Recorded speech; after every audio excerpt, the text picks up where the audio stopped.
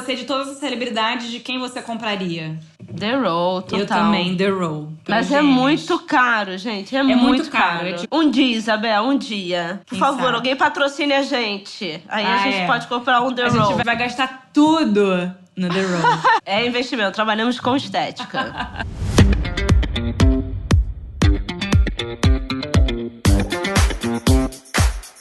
Esse é o High Low, o podcast sobre os altos e baixos da moda. O meu nome é Olivia Merchior e eu sou Isabel Junqueira. Oi, Oli, tudo bem? Oi, Bel. Hoje temos um episódio estrelado, hein? Falando pra Oli, antes da gente começar a gravar, que eu falei, nossa, nunca uma pesquisa me deu tanto prazer em ser feita quanto a deste episódio. Várias pessoas pediram pra gente pra comentar, falar mais sobre o Kanye West e a influência dele na moda, ou então falar sobre a nova marca da Rihanna, né, que já tinha feito várias colaborações de moda, mas que esse ano foi a primeira estilista a ter uma marca dentro da LVMH, depois de Christian Lacroix, depois de décadas, né? Eu acho que Christian Lacroix foi em 1987. Então, isso mostra como o sistema da moda, né, do universo da moda mudou muito. Mas, Bel, antes da gente começar com toda essa história, falar sobre celebridades, eu queria... Que eu amo, gente. Quem não me conhece é porque eu amo. É exatamente isso que eu ia falar. Celebridades, eu amo. Vocês não conhecem a Isabela. Eu sempre falei sobre a Bel, né, para os meus amigos que não a conhecem, tal, como essa pessoa que consegue reunir um lado muito erudito de ter estudado história da arte na França, mas também é a pessoa que me apresentou de RuPaul Drag Race a People.com. Não, peraí. People.com, isso é coisa do passado. Ninguém mais lê People.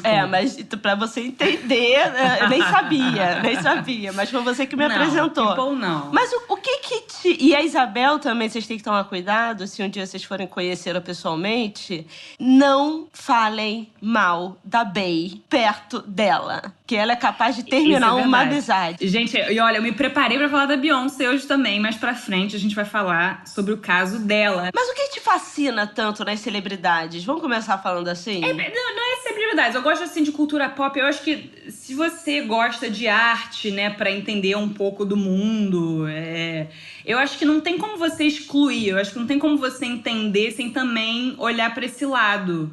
Inclusive, eu acho que artistas pop que eu quero dizer, sei lá, cantores pop, produzem imagens e produzem música e produzem conteúdo tão interessante quanto o que a gente vê em museu, eu acho. Eu acho também, né? Você tem a capacidade de agradar tanta gente, deve ter um porquê, né? A gente vai se concentrar em alguns casos, porque celebridades em geral, sejam atores, mas principalmente cantores, né, que têm linhas, coleções ou marcas, né, de moda. Isso já tem há um tempo, mas eu acho que é um fenômeno recente de alguns deles serem levados a sério e porque vendem muito ou porque realmente se revelaram como grandes tastemakers, que eu acho que é o caso do Kanye West. Então a gente vai falar sobre essa relação da celebridade com o mundo da moda e quem são os paladinos hoje no mercado. Eu acho que Rihanna, Kanye, que, gente, eu cismei de falar Kanye agora, depois que eu vi a entrevista que você me mandou, a Isabel me mandou a entrevista com David Letterman. Entrevista ótima que o Kanye West deu pro Letterman. Eu acho que eles se conectaram. Eu achei que foi muito boa eu recomendo essa entrevista até pra entender a cabeça dele, né? A cabeça do Kanye. Fala um pouco sobre moda. Bem, aí a partir dessa entrevista eu só falo Kanye, tá? Porque aqui não só fala Kanye, todo mundo só fala Kanye, agora a gente vem com Kanye. Mas ele fala uma coisa bastante interessante nessa entrevista, quando ele diz que vocês querem o tempo inteiro que eu faça coisa de maluco, que eu haja como um doido, não só no palco, mas como na vida, pra ter conteúdo a ser observado, né, e curtido. E vocês esperam que eu não seja maluco? Uma outra citação que tem dele muito boa nessa entrevista é assim, que um amigo chega pra ele e fala assim: Kenny, o seu grande poder é influenciar os outros. Aí ele responde assim: o meu grande poder é não ser influenciado por nada. Mas eu acho que o que dá muita doideira na cabeça dele, tem algumas pessoas que conseguem destilar isso melhor na vida, né, no seu lado pessoal, e tem outras pessoas que sucumbem a essa ideia do estrelato, que eu acho que a ideia, o entendimento de que você virou um produto, do entendimento que as pessoas estão comprando algo que até às vezes você nem se reconheça. Acontece muito com atrizes, né, atores ou celebridades que não aguentam esse fardo né, de não conseguir mais tanto andar na rua ou não aguentam a expectativa do mundo sobre si. Mas quem consegue, como esses personagens que a gente está conversando hoje, acabam se dando muito bem, né? Só pra completar, porque a gente tava falando quem são os grandes, assim. Acho que a gente diria Kanye West, Rihanna. Você colocaria aí também a Mary-Kate e a Ashley Olsen do The Row? Eu acho, porque elas têm super, né? Também elas são produtos. Têm uma super reputação no meio da moda. E que ninguém esperava, né? Duas que patricinhas ricas. Eu acho o caso dela super interessante. Eu acho que vale a pena a gente falar. E eu diria também a Victoria Beckham. Também, claro.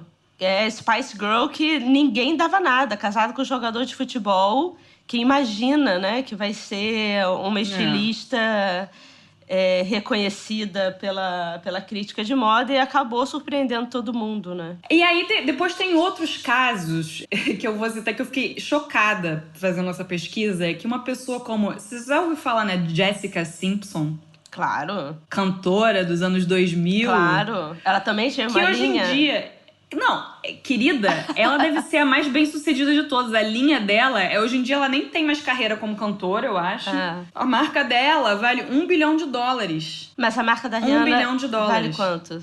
A gente sabe? Não sei. Acabou de abrir também, né?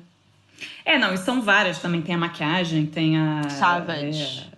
Tem a lingerie, enfim. Quando a gente foi fazer a pesquisa, eu fui para um lado muito dessa ideia do o que é essa ideia da celebridade enquanto produto. E aí eu acabei buscando um livro que chama Vogue The Covers, que são todas as capas da Vogue americana, desde o seu início até 2010. É muito interessante a gente pensar quem são essas modelos, porque a própria Rihanna, ela fica batendo que ela não gostaria de ser vista como um role model, né? Um modelo de conduta. Inclusive, ela é um modelo bastante rebelde, ela se coloca como esse lado rebelde, né? Sempre, da menina que foge e tal, papá. Mas é interessante quando a gente vê, principalmente pelas capas da Vogue americana, uma mudança muito grande associada também aos meios de comunicação e que fazem com que essa figura que tem que ser endeusada ou que é colocada numa capa de uma revista, é interessante a gente ver como isso muda. Então, nesse livro, a primeira coisa que chama atenção é que as capas sempre foram ilustradas, né? E aí, em 1939... começo a ter mais, né, fotografias reincidentes na capa, no final de 39 e os anos 40. E aí a gente começa a ter a ideia da modelo, né? A modelo que antes era desenhada e dessa vez é o rosto de alguém. São realmente pessoas que estão representando ali o que a Vogue indica como uma beleza a ser seguida, como uma conduta a ser seguida. E, geralmente, essas modelos, que são realmente... já existe essa profissão, né, modelo, por mais que todas as modelos tenham um pé em outras artes, mas todas elas têm uma figura de elegância europeia, apesar de ser os Estados Unidos, né? Mas elas têm uma elegância europeia que é de muito pouca curva, né? São mulheres de corpos comedidos, não tem muito bumbum, não tem muito quadril, elas são bastante esguias, todas brancas, né? Até a década de 70, todas brancas. E são meninas de boa família. Existe essa ideia de procedência. E elas viram essas supermodels, né? A primeira, inclusive, a Lisa Fonsa-Greaves, que era uma sueca que acabou, inclusive, casada com o Irving Penn. E aí, na década de 50, você começa a ter a televisão entrando no mundo. E na década de 60, ela se estabelece. E isso eu acho que é algo muito importante, né? A década de 60 é uma hora de abertura, de expansão de público consumidor, ou seja, quem começa a ver moda não são só aquelas socialites que são convidadas diretamente nos seus endereços para estarem nos desfiles de moda, né?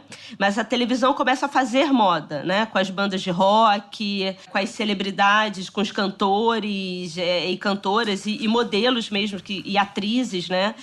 Que tem uma atitude menos certinha, né? De Brigitte Bardot até Rolling Stones, a gente começa a pensar nessa geração da delinquência. E aí, é a primeira vez que a gente tem numa capa uma modelo que vai contra essa ideia da boa procedência, né? Que é a Twig. E a Twig, ela vem da classe trabalhadora e a televisão foi a construção de cultura dela. Ela não queria mais ser a do lar, né? A menina do lar como a mãe dela. Para mim, já que a gente vai falar sobre essas celebridades, principalmente vindo do mundo da música, o que me impressionou muito foi que a primeira mulher fora dos padrões, porque a Twig ainda era uma modelo, a primeira mulher fora dos padrões de beleza tradicionais e também fora dos padrões de boa procedência é uma cantora que é a Barbra Streisand. E a Barbra, ela tem um storytelling, ela tem uma história de vida muito parecida com a da Rihanna, com a da Beyoncé, com Jay-Z, com a da Twig. Mas, diferente da Twig, ela já vem pelo mundo do entretenimento, né? Então, ela já é uma figura que, parecida com a Rihanna, ela canta, ela atua, né? E ela tem umas frases que ela diz... Ela nasceu no Brooklyn, né? Perdeu o pai muito cedo. E aí, quando a mãe dela não parava de trabalhar para sustentá-las, ela tem uma frase que ela diz: quando eu pedi amor para minha mãe, ela me dava comida, né?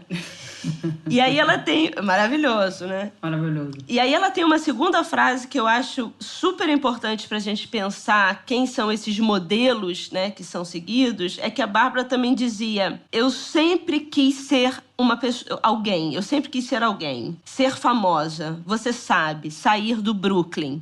Lembrando que o Brooklyn não era o Brooklyn hipster de hoje, tá, gente?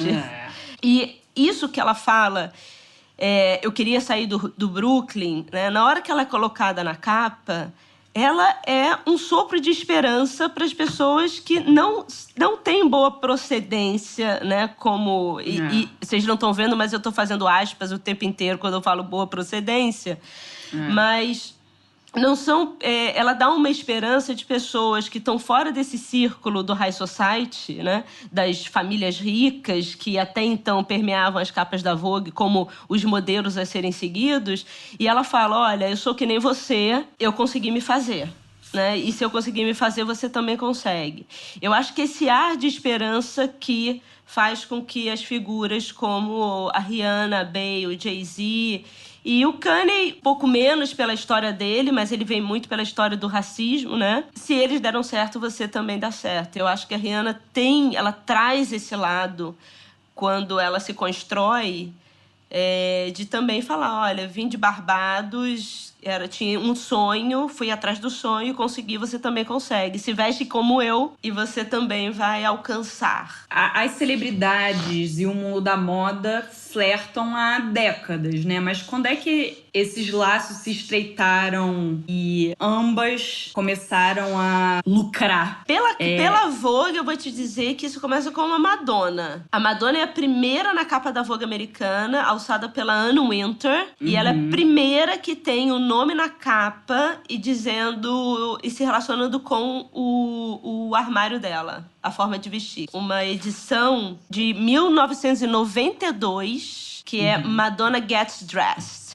Mas eu acho que você falou anos... Eu acho que é nos anos 90. Atrizes de Hollywood, né, na primeira fila, do Dior, do Christian Dior, isso tem há muito tempo, mas eu acho que é com internet, sites como... esses sites de fofoca, né? Tem também as revistas de fofoca, que eu acho que muda um tom. Você consegue acompanhar semanalmente o que as celebridades fazem. Você pode ver que lugares elas frequentam. Nossa, que livro que elas estão segurando? Que sacola elas estão segurando? Onde elas compram? Tem uma vibe, assim... Celebrities, they are just like us. Mas isso é uma mudança.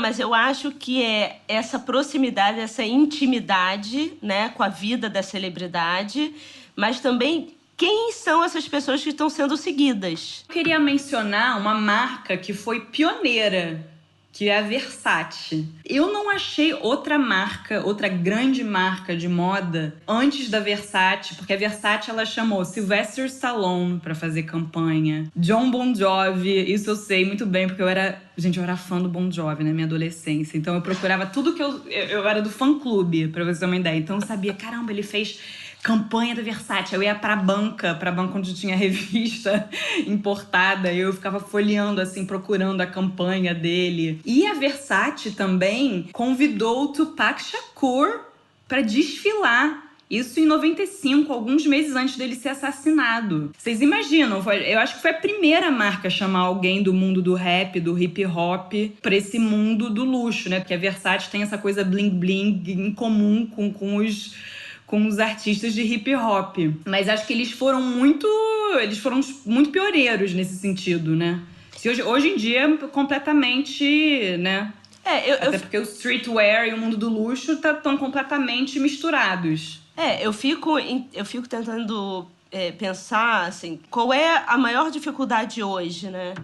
É você alcançar pessoas, né? Tem tanta informação, todos os canais de redes sociais são tão inchados que para você criar um conteúdo que seja visto e, mais ainda, você criar um produto ou uma narrativa que seja comprada, é muito difícil, né? E o engajamento, ele está muito mais relacionado a essas histórias de superação hoje do que uma grande marca de luxo que está fazendo isso e aquilo, né? Não à toa o Virgil foi alçado para Louis Vuitton, porque ele já está sendo alçado via Kanye. O Bernard Arnault não é bobo nem nada, né? Quando ele chama a Rihanna para fazer Fenty, e eu não sabia que Fenty era o sobrenome dela, talvez todo mundo saiba, mas para quem não sabe, é como eu. E você sabe, eu vou fazer um quiz aqui. Vamos ver se a Olivia ela tá a par. Qual é o nome verdadeiro da Rihanna? Eu tenho anotado. Por favor, não me não vale olhar. Não vale olhar. Robin.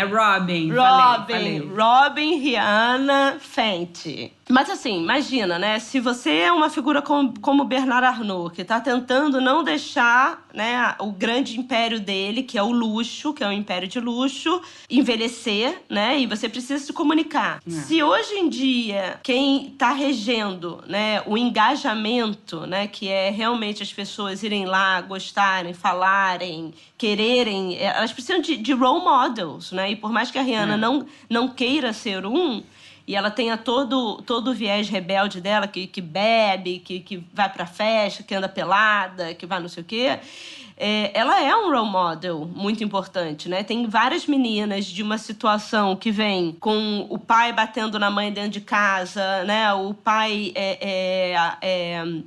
viciado em crack, ela vindo de um país, né?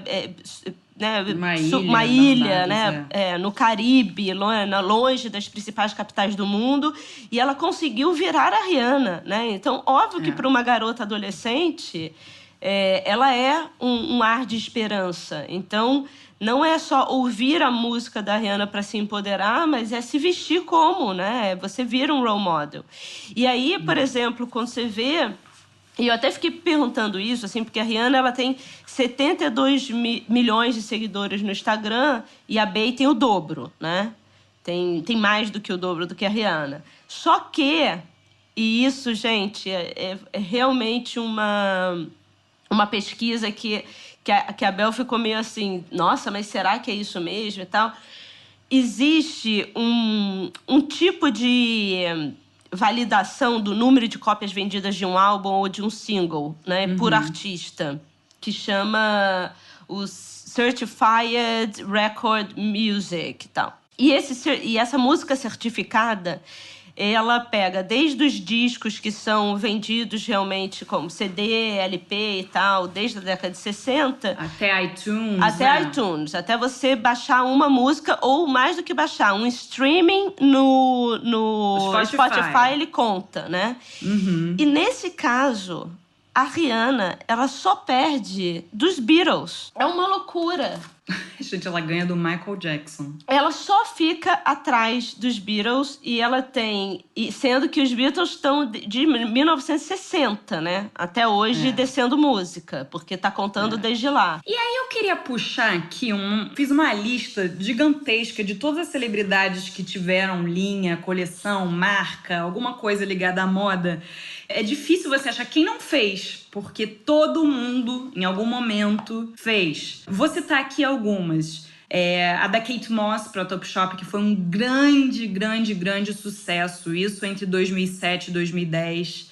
A Gwen Stefani também foi uma das pioneiras. Ela lançou a linha dela, a marca dela, que se chama Lamb, em 2004. E se chama Lamb porque são as iniciais do disco que ela havia lançado naquele mesmo ano, que se chama Love Angel Music Baby, que eu adoro. E que durou muito tempo. E, inclusive, desfilava na New York Fashion Week. Jay-Z e Puff Daddy tiveram, não sei se ainda tem, mas isso no finalzinho dos anos 90. Beyoncé lançou a House of Darion em 2004, depois uma linha com a irmã dela, Solange, que se chama Darion, em 2006. Outra pessoa que inclusive é uma pessoa importante na moda, o Pharrell. Ele teve desde coleções de joia com a Louis Vuitton. Esse ano ele fez uma coleção com a Chanel. Ele já fez, acho que, várias coisas com a Chanel, inclusive coleção de tênis, entre Chanel e Adidas. Ele criou 2 marcas de streetwear que acho que fazem maior sucesso, porque ele fez em parceria com o Eagle, que é o dono da Bape, a Bathe in Ape, que é uma super marca, uma das mais importantes marcas de streetwear japonesa, do hall dos artistas, celebridades que tem respeito no mundo da moda. Eu incluiria o Pharrell também. Quem mais? Sofia Coppola, você lembra das bolsas dela com a Louis Vuitton? Lembro. Fizeram o maior sucesso. Mas também, Justin Timberlake, Miley Cyrus, muita gente. E a minha favorita, que eu já te falei, Olivia, ontem, quando estávamos batendo a nossa pautinha, que eu acho que muitas pessoas, nossos ouvintes, acho que não vão se lembrar dessa, mas eu vou tirar do fundo do baú. E isso mostra também o lado loucura, né? Que é essa história absurda da Lindsay Lohan ter sido chamada para ser diretora artística da Ungaro, que é uma das marcas mais tradicionais de Paris. Mas durou o quê? 6 meses? Não, foi só uma temporada. Eu fiquei assistindo os vídeos, assim, sabe assim, Fashion TV. É uma loucura. Gente, as pessoas fazem tudo, né? Essas marcas fazem tudo para chegar aos seus consumidores, aos seus clientes. Tem um outro tipo de celebridade, né? Que é essa que se organiza para ser esse produto e entende a potencialidade da imagem muito além do que as celebridades tradicionais, né? Então a Rihanna, ela fala que, além de ser muito bonita, né, e ser super talentosa, ela também tem uma frase que ela diz que a moda sempre foi um mecanismo de defesa para ela. Uma maneira dela por mais que ela ainda faça as fotos dela no make-up, em Barbados, lá, né, de biquíni, tomando cerveja, just like us, mas ela mudou o estilo dela, assim como Kanye, e assim como a Bey também, né? A Beyoncé muito. Claro. Então, eles vão testando, né? Eles não param no tempo. Eles têm uma relação com a moda quando eles entendem que eles precisam se atualizar como os produtos que são. E eles não podem se deixar envelhecer. E eles usam a moda e aquilo que eles usam para os ativismos, para criar o mundo, né, que eles oferecem para sua audiência. E outra coisa que eu acho que mudou muito ao longo do tempo é a história do produto ser também o seu próprio empresário e dono de si. Eu mando em mim. Celebridades, sejam atores, cantores, sempre fizeram licenciamento, sempre fizeram propaganda. Mas essa consciência enquanto marca é um outro nível, né? Nos anos 90, anos 2000. Tem tanta escolha na nossa vida.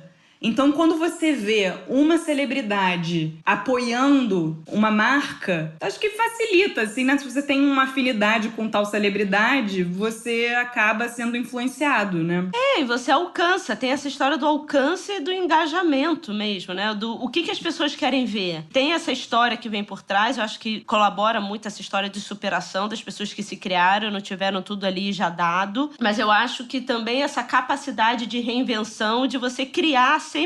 É porque a vida da pessoa se torna uma performance, né? E o figurino faz parte dessa performance. Eu nunca vou esquecer que o Jean Paul Gaultier, uma vez, ele disse: o que vende é o terno preto. Mas tem um porquê da pessoa comprar o meu terno preto e não comprar o da Dior, ou não comprar o da Balenciaga, ou não comprar de outra grande maison. Não é a qualidade, porque qualidade todos têm. E um terno preto básico, no fundo, não vai mudar tanto em termos de estilo. Mas o que a pessoa está comprando quando ela compra a minha etiqueta é o espetáculo que eu criei. Então, eu acho que no caso deles, também, eles estão criando um espetáculo. Mas um espetáculo quase cotidiano, né? É muito diferente do espetáculo da moda que vem, né? Que vinha de 2 em 2 temporadas, agora vem aí em 6 temporadas. Mas eu acho muito interessante a evolução da coisa, né? Porque passa de uma admiração mútua, a gente pensar de uma relação de uma Audrey Hepburn com um Givenchy, que tem a celebridade como musa, né? Que acaba fazendo propaganda. Depois, a celebridade é paga pra estar na primeira fila. A celebridade é paga pra ser a modelo da campanha. A celebridade vira a porta-voz da marca. A celebridade vira a marca. Não, tem uma matéria dessa jornalista do The Guardian chamada Jess Courtney Morley. Ela tem várias matérias sobre a Rihanna, onde ela diz que a Rihanna muito rapidamente deixou de ser o prato e virou a cozinheira. E virou a chefe. Ela deixou de ser o prato servido e ela virou a chefe. E isso é incrível.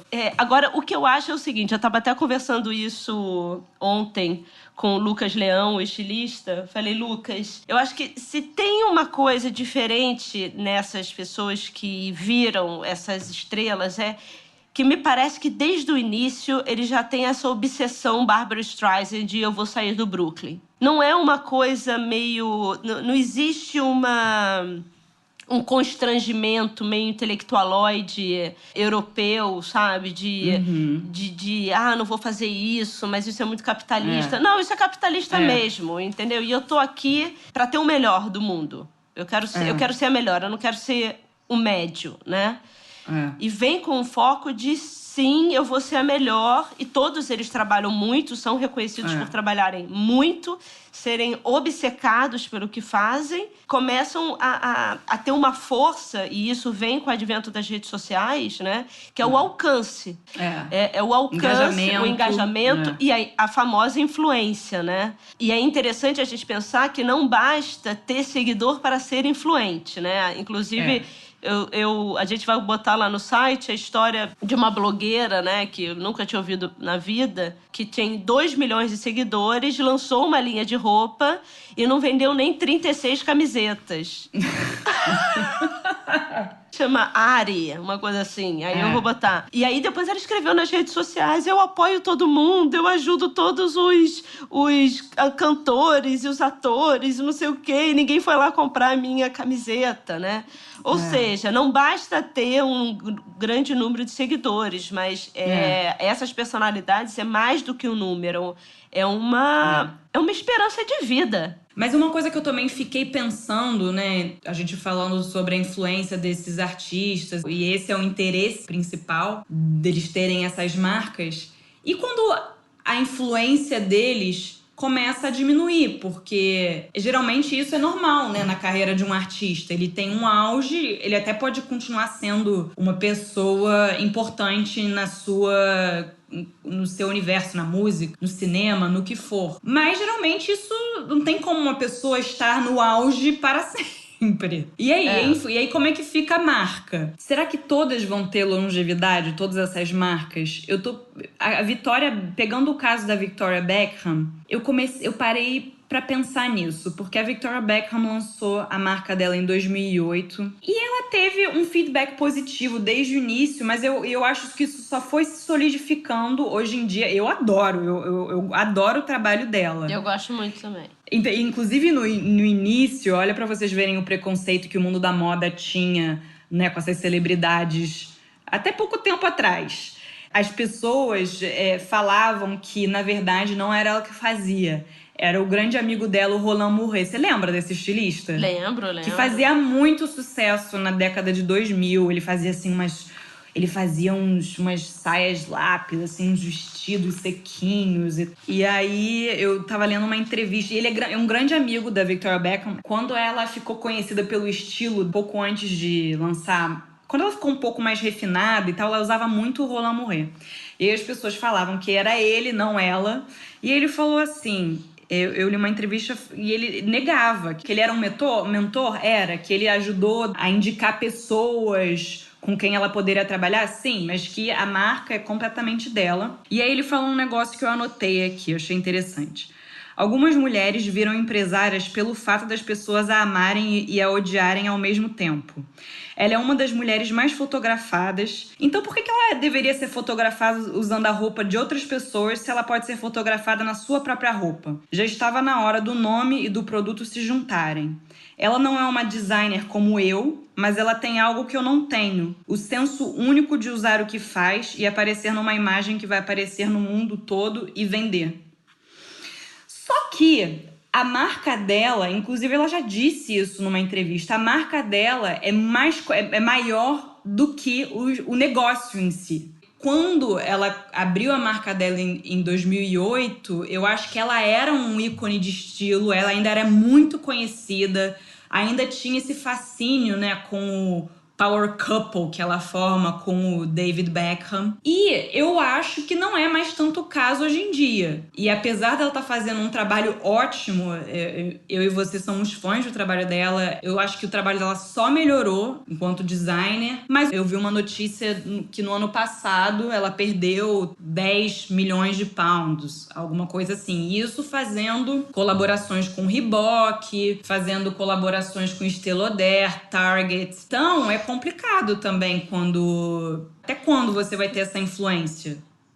Eu acho que eu concordo com você, porque toda vez que a gente compra uma roupa, que nem você falou, se a gente vai investir 5 mil reais numa coisa, se a gente puder investir 5 mil reais em alguma coisa, eu acho que a Victoria, ela nem é uma casa, né, uma marca que eu admire por causa do design novo, porque pelo que representa em termos de disrupção de design. E ela também não representa uma perspectiva de mundo que eu admire. Assim, eu não quero casar com David Beckham. E eu não quero ser a Vicky. Eu acho que nesse caso, o nome dela acaba jogando contra. Eu acho que nesse caso as irmãs Olsen foram mais inteligentes. As irmãs Olsen, Ashley e Mary-Kate, foram muito mais inteligentes. Será que a gente faz uma pequena bio das gêmeas? Eu acho que tem muita gente que não sabe. Vamos fazer? Bom, a Mary-Kate e a Ashley Olsen são irmãs gêmeas. Elas criaram a marca The Row, uma marca americana. Mas elas, acho que os nossos ouvintes mais novos não vão saber disso. Porque elas começaram a trabalhar com 9 meses de idade. Os pais delas botavam ela pra aparecer em seriado, em filme. E elas foram as grandes estrelas do Full House. É um seriado do início dos anos 90, em que elas dividiam o papel da filha, né? Da filha mais nova. Então elas se alternavam. E elas viraram as celebridades. Aos 6 anos de idade, elas já tinham uma empresa. Inclusive, elas falam nas entrevistas que a maior parte do tempo delas era em reunião. Obviamente que tinham os pais dela que ajudavam desenvolvendo a marca delas. Mas quando elas fizeram 18 anos, elas já pegaram a empresa para elas, já sempre se interessaram muito por esse lado da marca.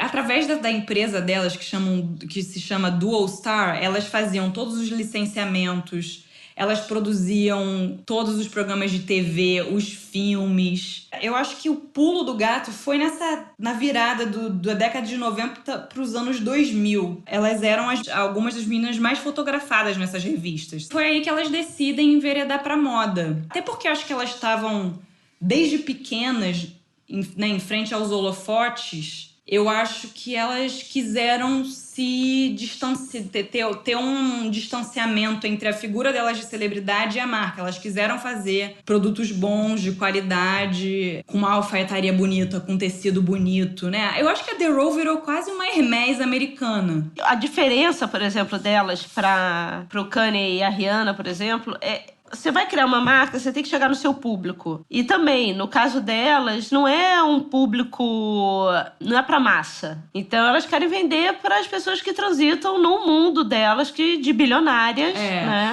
né? Elas são amigas desde a Kate Moss, a Sienna Miller, que fizeram coisas já pra The Row, viraram embaixadoras... E que transitam nesse mundo das bilionárias. E que né? paga por uma camiseta $300. Isso é normal. É normal, né? Então, elas estão atingindo o público delas, né? Quando a Rihanna aparece, ela já vai falar sobre as curvas, né? Tanto ela como a Kim, o plus size. Então, na verdade, ela tem que atingir quem é o público dela. Por isso que eu acho, Bel, eu não sei, eu posso estar errada. Eu acho que é uma coisa que a gente ainda vai ter que ver se vai vingar ou não. Mas eu fico em dúvida, pela mesma coisa da Victoria Beckham, se o mercado de luxo vai realmente comprar Fenty. Eu também acho. Eu acho, porque uma coisa é ela vender maquiagem, né, para as meninas que aspiram a ser a próxima Rihanna, que estão vivendo uma realidade dura, mas sabem que a Rihanna também viveu, sabem pelo que ela passou, ela passa aquele blush, aquele batom... pra chegar um pouco e fugir, né? E virar um pouco Rihanna. Mas uma pessoa com muito dinheiro, não sei se aspira a ser Mas assim, Rihanna. A marca também, eu tava vendo os preços, também não chega a ser ultra luxo. Mas mesmo assim é um ainda preço caro. Kenzo. É um preço Kenzo. E até pegando a Ashley e a Mary Kate como exemplo, além da The Row, né, que é essa marca para milionário, bilionário, elas tinham uma linha mais acessível, e tô botando assim, entre aspas, que se chamava Elizabeth and James. E essa marca, essa segunda linha delas, não deu certo.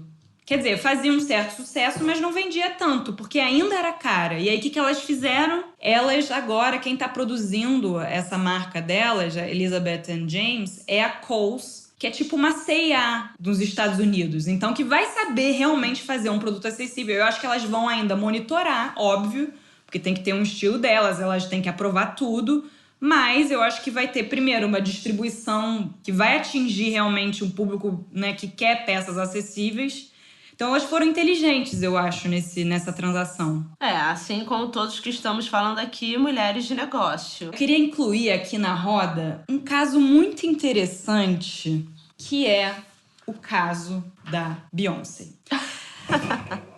Tava faltando. Tava faltando. A Beyoncé teve uma marca chamada House of Deréon, que a mãe dela também que cuidava, e depois teve a segunda linha que chama Deréon, que era mais jovem, com a Solange. Gente, a Solange dos anos 2000, deem Google. Eu tinha o CD também. E a House of Deréon, inclusive, ela já incluiu, acho que algumas vezes nas letras das músicas. Em Single Ladies, ela fala In my Deréon jeans. E mesmo assim, a marca não deu certo. Ela fechou em 2012. A Beyoncé, que é também uma mulher de negócios, acabou abrindo a Ivy Park, que era com a Topshop no início, depois mudou. Não sei se é com a Adidas ou é com outra, mas que aí é uma linha mais esportiva, né? Que é uma coisa mais streetwear, que é fácil de vender. Por que eu tô falando isso? A Beyoncé, eu acho que no quesito estilo, a Rihanna sempre apoiou, assim, ela queria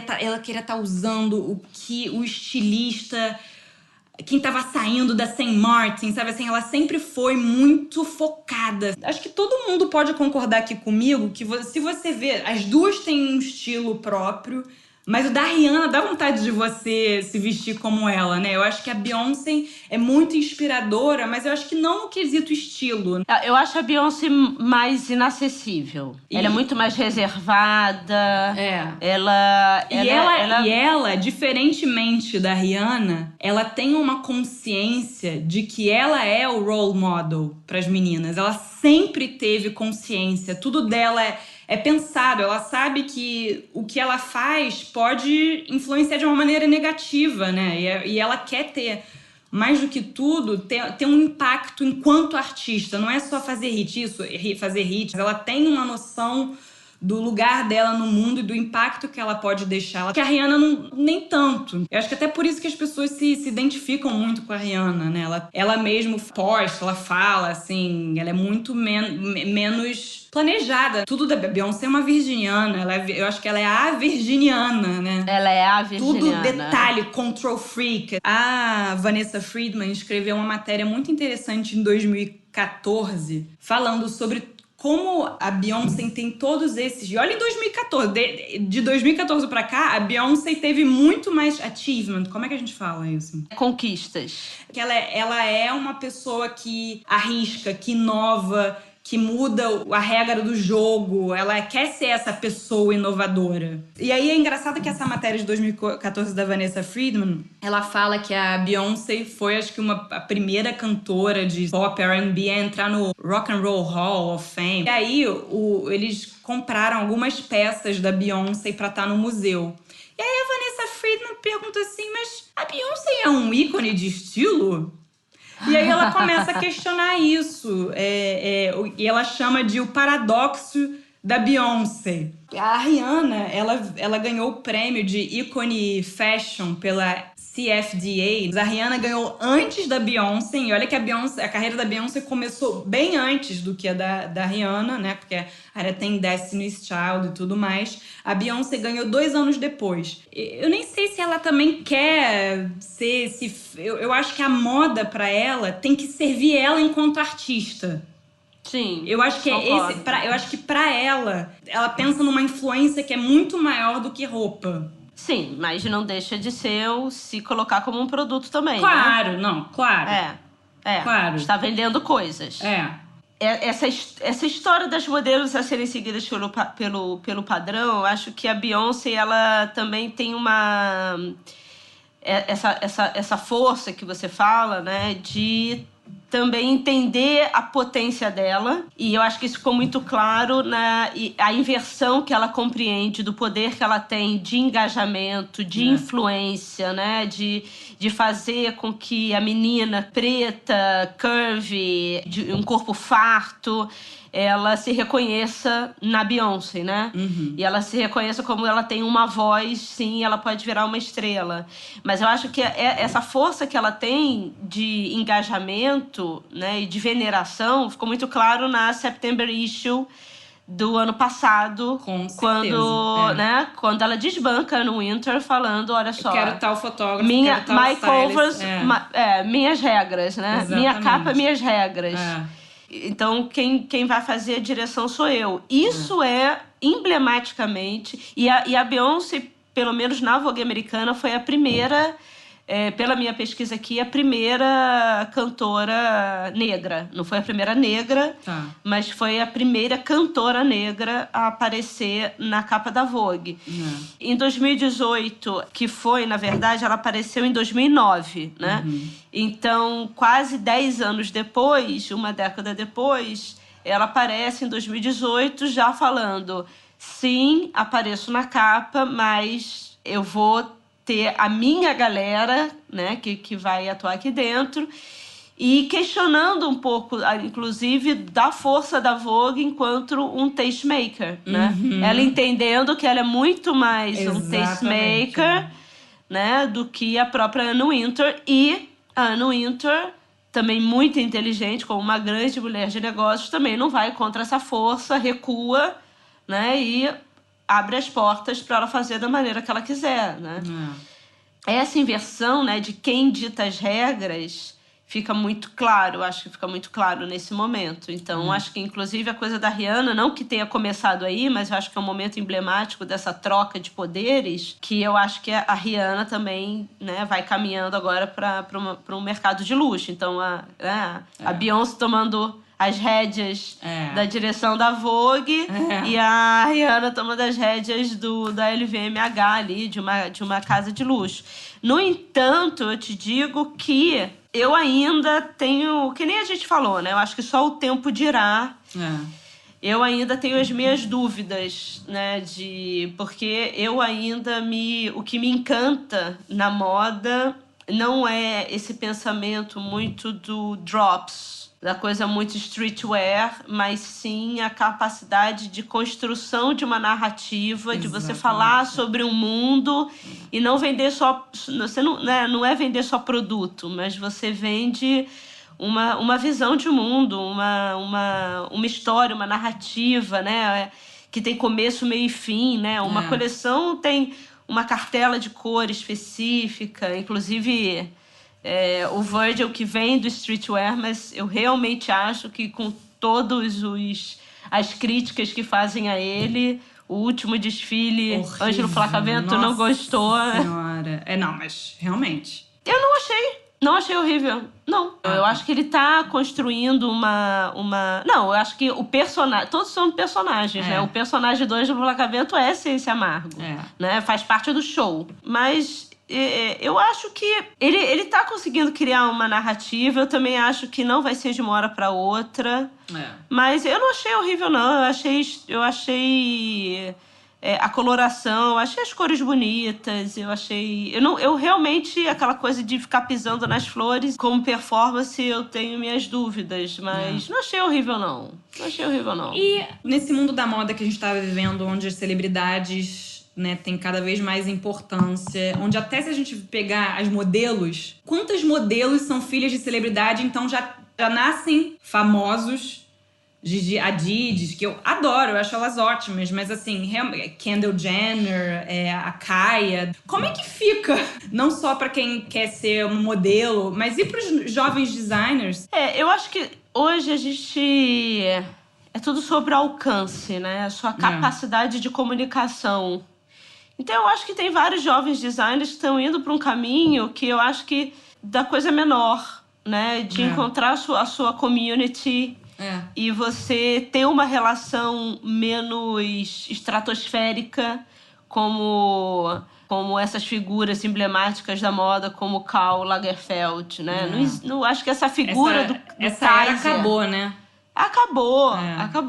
O designer estrela, não sei o quanto bem ele faz para a marca hoje. Por exemplo, o Galliano está fazendo um super trabalho na Margiela, ou seja, o Galliano, que sempre foi o Galliano também, essa figura emblemática, esse personagem, né, a estrela, hoje trabalhando sob a marca de outra pessoa, né? Outra pessoa que historicamente tem uma influência em outros designers, mais talvez do que ele próprio teve. E é uma pessoa que nunca mostrou o rosto, né? Que nunca quis o estrelato. Eu acho que não à toa o Kanye, eu acho que não à toa o Virgil, eu acho que não à toa essas outras celebridades veem no Martin Margiela essa figura incrível, porque ele conseguiu criar um legado, ele foi um dos grandes disruptores da moda e ele se escondeu. Ele fugiu, né, disso que traz ônus e bônus, né? Mas hoje em dia ele pode estar em qualquer lugar, andando na rua, no metrô, que ninguém vai saber quem ele é e mesmo assim tá lá, fez o legado dele, né? E entregou para o mundo e tá tudo certo. Tem uma outra coisa, mas me incomoda um pouco dessa relação muito católica, muito com valores burgueses tradicionais, sabe? De todas essas celebridades, que por mais disruptivas que elas sejam, se você for a fundo, é sempre falando sobre a família, sobre os valores da sociedade, falando muito sobre os valores, se organizando de uma forma dentro dos valores do capitalismo voraz, né? Se tornando produtos desse hipercapitalismo. Sempre muito ligados à igreja, obviamente, porque é uma grande presença nas periferias do mundo, né? Mas de quem você tá falando? Tanto da Beyoncé, se você entrar no Instagram da Rihanna, ela posta provérbio de Bíblia. Ela posta... Ela é muito... Assim, Kanye e Kim. É os valores da família total, assim. É verdade. Total. Ele que tá criando uma igreja, falando dos valores da igreja, dos filhos, a família tradicional, só que com viés de stardom, entendeu? Eu sei, isso é uma coisa um pouco que encrenca, assim. Eu acho que eu sou mais dos japoneses anarquistas e da Vivienne Westwood. Punk, sabe? É você, na verdade, se reorganizar um pouco dentro das mesmas estruturas. Mas é isso, é só uma coisa que me incomoda. Bem, já deu, né? Daqui a pouco aqui mais de 2 horas. Corte seco pra você na missa do Kenny. Quero ver. Olha, não. Nossa, eu entraria na fila de espera. Adoraria encontrar com a North. Eu não tenho dúvida. Nossa, eu estaria lá. Pode me chamar. Eu não tenho dúvida. É o high. Amen. É o high. Amen. Bem, Isabel, chega. Eu sei que você tem muito mais coisa pra falar, mas a gente não vai terminar isso nunca. Acabou pra você. Então tá, gente. Intervenção. Vamos acabar agora esse episódio. Espero que não tenha sido um pouco confuso. Mas sempre é, Isabel. Sempre é confuso, né? Como vocês sabem, todas as referências no nosso site. Novo, nessa terceira temporada, a gente tá com um site... né? Bem mais lindo, bem mais dinâmico, onde vocês... Eu acho que todas as informações estão ali mais fáceis e também tem alguns artigos que a gente coloca além das referências dos programas. Enviem sugestões, escrevam pra gente no nosso Instagram, @HiLowPodcast. Escrevam que a Isabel vai adorar continuar esse assunto. Ai, eu vou mesmo. Então tá, gente. Um beijo e até a próxima semana. Um beijo, Oli. Beijo, Bel.